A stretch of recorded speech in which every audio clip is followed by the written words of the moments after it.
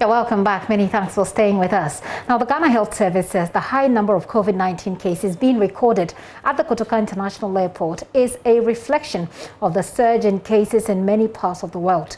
The Director General of the service, Dr. Patrick K.I.A, insists that several measures have been put in place to, as it were, reduce the importation of coronavirus. Frontiers Healthcare Services, managers of Ghana's COVID-19 testing program at the K.I.A International Airport, in a letter to the Managing Director of the Ghana Airports Company Limited, drew attention to the high number of COVID-19 cases that are being recorded at the airport in recent times. But speaking on the Super Morning Show this morning, Dr. K.I.A said it is a reflection of global trends. But then he says steps are being taken to address that. Well, in the first place, the measure is to reduce importation. That's why the first time the airport and all the borders were closed, reduce importation. Open to set up systems like negative PCR before you're in plane, and then a test on arrival. And so with that, what it means is that we're able to significantly reduce the importation of the virus. So what it also means is that in the last 3 years, on Wednesday, we had about 45 cases. We dropped to a few, 15 or so cases. And then we jumped to the 75 cases. Yesterday was 3. All these people are currently being detained. And that policy has been in place for almost the past 2-3 months. Right. Where all those who are positive on that before, where you are asked to self-isolate, you are detained until you are negative. We have introduced what we call the panel virus to check the authenticity of the lab reports you bring, especially the negative PCR, to ensure they're coming from a recognized lab and it's not a fake one. So all these measures are already in place to reduce the number.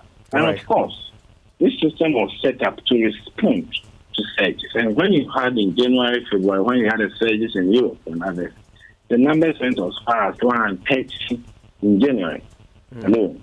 In a day? No. Total for the month. Oh, right. Okay. Okay. So it depends on where the planes are coming from, and on a particular day, you could have more. Like yesterday, we had 1,200 or plus passengers coming to the airport, but we only had 3 positives. Right. So it depends. The dynamics are not just that one dump and then you skip to draw conclusions. But of course, the number we have recorded so far exceed what we had the whole of March. But that is in response to the fact that there's outbreaks in India and other parts of the world, also visit Ghana. And that is why there's a system not set in place. So all those people have been taken out, they have not been able to enter. The next measure we are doing now, which we decided a few weeks or so ago, is that for those who are coming, we ask them, of course, that one already, we ask them to self-isolate.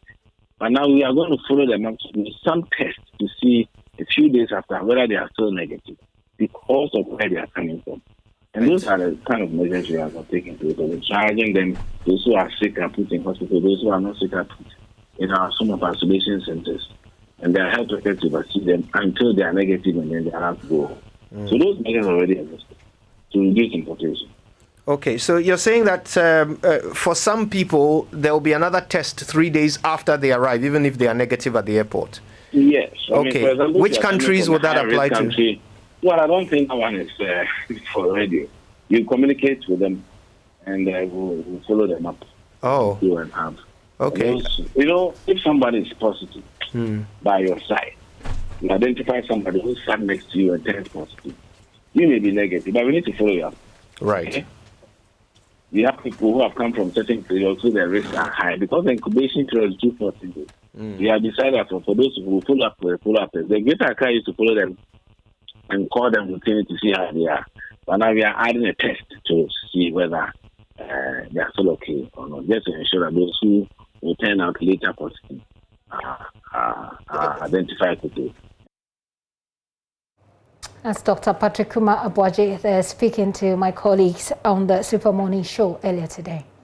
Now, the civil society group Send Ghana has charged government to expedite measures towards procuring the second dose of the COVID-19 vaccines to avoid eroding the gains made against vaccine hesitancy. In a statement to commemorate the World Immunization Week, Executive Director of Send Ghana, George Osei-Bimpe, said government must create a fiscal space to be able to increase budgetary allocation to the health sector. This, he believes, will better prepare the country to address its health needs without overly depending on foreign assistance. I'm being joined by Harriet Nyama Ajiman on Zoom. She is Senior Program Officer with St. Ghana. Harriet, thank you very much for your time. Good afternoon. Good afternoon. Now, I know there are other issues that you raised in the statement that you issued. I mean, vaccination generally, but let's take a little longer with COVID-19. Now, government has assured that the second batch of the vaccines will arrive in May. That should be good enough, isn't it?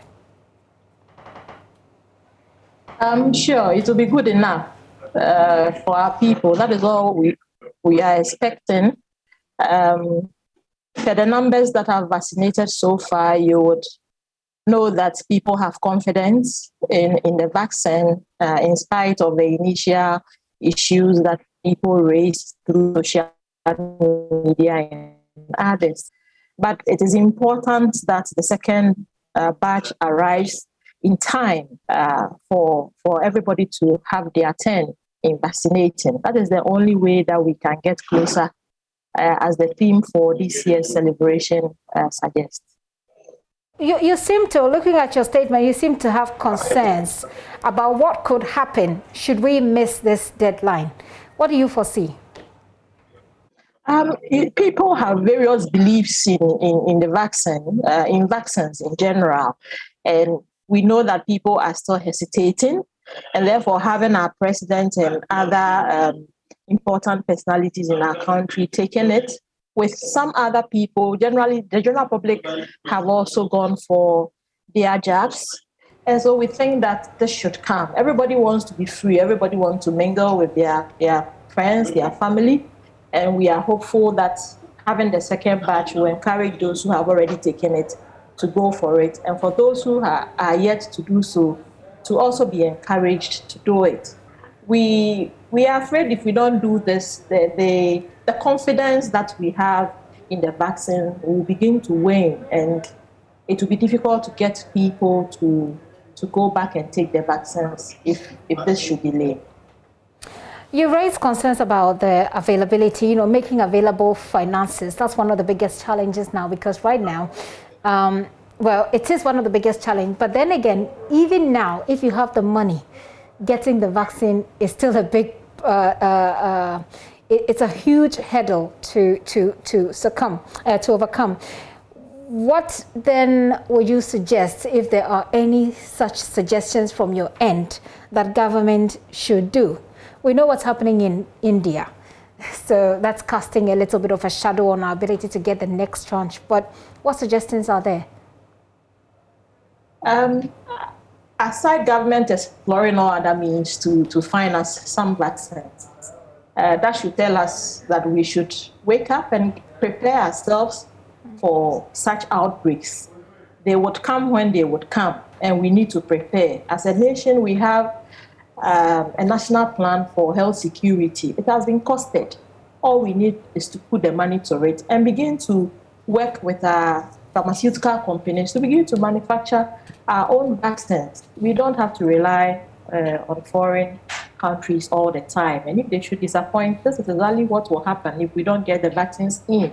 It is our country that will suffer. It is our productivity that will continue to go down, and everybody else in this country would be affected. And so we should rather pick the lessons as we wait for the vaccines to arrive. We should begin to learn our lessons and to work towards manufacturing our own vaccines. By so doing, it means that we really have to build the capacity of the health sector, the laboratories, the scientists, that's the human resource, and to be able to do what we need to do as a country so that we are not dependent on people. We also want to say that it is time that the AU puts its words into action for sustainable development of the continent. If AU is not only looking forward to buying vaccines on behalf of its members from elsewhere, but rather harnessing the potentials within the region to manufacture its own vaccines, I believe Ghana would have fallen on vaccines within the continent rather than looking outside. This will be my last question on COVID-19. The last time I had a conversation with Dr. Patrick Boache, I tried to ask whether or not it would be prudent for us to use the remaining shots that we have as a top-up for those who received the first shots. I know I see here in your statement that you're working with a number of health NGOs, or NGOs who are into health, and I want to find out if this is, from your perspective and theirs as well, a feasible suggestion that we use the remaining shots as a top-up for those who have taken the first shots already, since we know now that we might experience some delays. I think that will just, we will just have to ask ourselves several questions. Do we have adequate doses remaining to cover everybody that has already taken a shot? Do we need the same type of vaccine for the second dose? If we need the same type of vaccine and we have adequate stocks to cover everybody that has taken the jab as of now, then it will be a good suggestion. But otherwise, we would have to look elsewhere. Let me move away from COVID-19 and take a look at the other issues that you raised with this particular statement. In this statement, you talk about engaging sessions. You want an engaging session with health system decision makers on immunization financing at all levels, and you want to raise awareness on the importance of routine immunization, etc. In these engagements, what exactly are you telling them, and how does it change the outlook of the situation you're trying to address?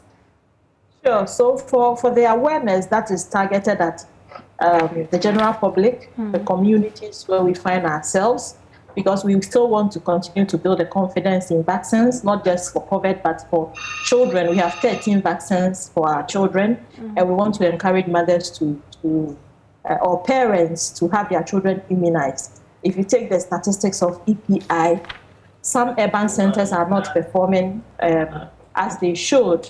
AMA is one of them.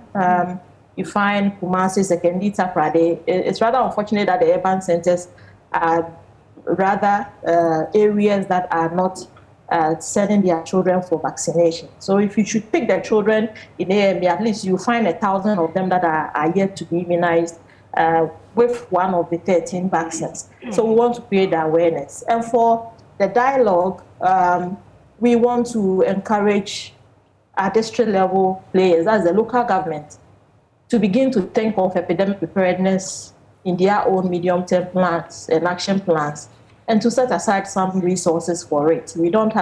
This doesn't have to be a national level fight alone. The district assemblies must take some actions. We have epidemic response teams, and it starts from the district level. So what are these teams doing? How prepared are they? How financed are they to be able to implement their activities? The district assembly should come to the scene. And that is why we want to have this regional engagement, bringing together the district level players to discuss how they can do it, coming up with some recommendations. And to use that opportunity to also highlight the gaps that are in the various districts, the hinterlands, the difficulty in reaching those places, lack of access to electricity to store vaccines, or cold chains to store the vaccines and to transport them in good shape to the very communities to get the children immunized. These are some of the gaps challenging the health sector, for instance. And we want to draw attention to all these so that government will know that it is important that we get the vaccines into the country, but it is also important to get the vaccines to the very last child, wherever they find themselves. And to also draw attention of the private sector of the need to come and support this worthy cause. Because the lack of vaccines makes us sick, both children and adults, and it will have a telling impact on the productivity of their businesses as well as this country's revenue going forward. Harriet, thank you very much for expanding on this statement that you put out there. By the way, this statement, will be putting it on myjoyonline.com if you want to take a look at it. Harriet Ajumine, by the way, is Senior Programs Officer for Send Ghana. The minority in Parliament has charged government to act swiftly to halt the increasing number of positive COVID-19 cases being recorded at the Kotoka International Airport. The Ranking Health Committee member, Kwabena Minta Kando, attributed the alarming rate to poor testing or fake results from the travellers. He's also cautioning government against asking COVID-19 patients to self-quarantine. His argument is that it could contribute to a spike in our COVID-19 numbers. The Jaboso MP, who is also requesting of government to consider travel restrictions on countries currently experiencing high COVID-19 infections, insists government must equally shut down the airport should the trend persist. If you recall, we started recording cases, I think about 2 cases from that same Kotoka International Airport, and that has brought us this far. You know, the virus is an important one. It's not, the COVID-19 disease is not, a Ghanaian disease. It was imported. And